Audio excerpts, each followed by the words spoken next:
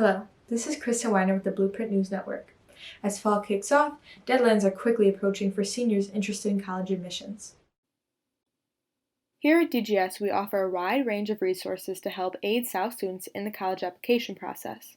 The College and Career Center is one of the many resources DGS provides to students to cater their needs and questions. Joining us in the College and Career Center is Counselor Adrienne Nolan.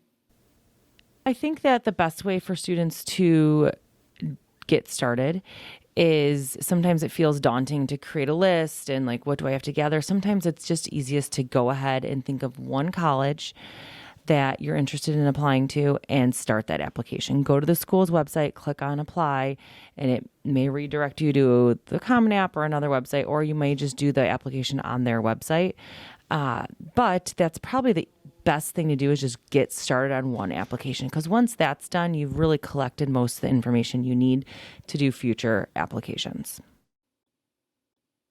Now we'll hear from Scarlett Pacheco, a senior at DGS who is currently undergoing the college application process. I started the whole college process like mid-October. I have applied to about 7 schools so far. Some of the schools that I applied to are definitely like safeties. I've been accepted to like the safety schools that I applied to, and then I am still working on my REACH school applications. For many students, the financial aspect when applying to college is one of the most important deciding factors. There's a lot of pieces to paying for college, and FAFSA is just one of them. FAFSA is the free application for federal student aid, and what that is an application that families fill out or a student fills out, and the government analyzes your financial situation and then says, like, your family can pay X amount towards college. That number goes to colleges, who then in turn offer students grants or loans depending on their financial needs. Another senior here at DGS shares her experience with FAFSA. And had some help from my counselor, Miss Rasho, and she's helped me start the process, but I'm still not very far along, but I still have time. I definitely think that if I were to seek more help in the College and Career Center and through Naviance, then I would be a little farther along and I'd feel a little better about college and the process. Talking to your counselor, whether it's Mr. Robinson or myself, if you want to talk to one of us as a College and Career counselor, or talking to your counselor helps if you're kind of undecided, you don't know what to do.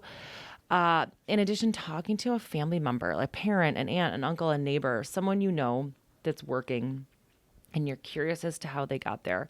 Having those conversations are really helpful, just to kind of know like what people's different career paths are. For more information on specific careers, students can visit the Career tab in Naviance. In the College and Career Center, we are trying to make it more open than it has been in years past for students to come down and walk in and get help at any time. We have been doing workshops starting this week. Mr. Robinson and I have been calling students down who maybe haven't applied to college yet, but indicate they might want to think of four-year colleges. We're talking to them. We will continue to go down that list until we've kind of like contacted all our students and made sure that they have a plan. This is Kristin with the Blueprint News Network, signing off.